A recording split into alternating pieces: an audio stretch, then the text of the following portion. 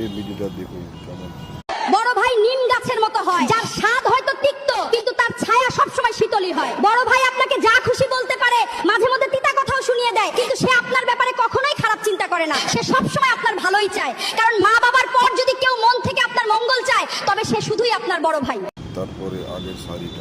পরিবার বাঁচাতে চাইলে একটা কথা মনে রাখবেন, প্রতিবেশীর কথা যত কম শুনবেন সংসার তত শান্ত থাকবে। প্রতিবেশী হলো সেই পারমাণবিক অস্ত্র যা নিজের ঘরে আলো না দিলেও অন্যের হাসি খুশি ঘর ছাই করার ক্ষমতা রাখে। আবার নেক্সট ভিডিও।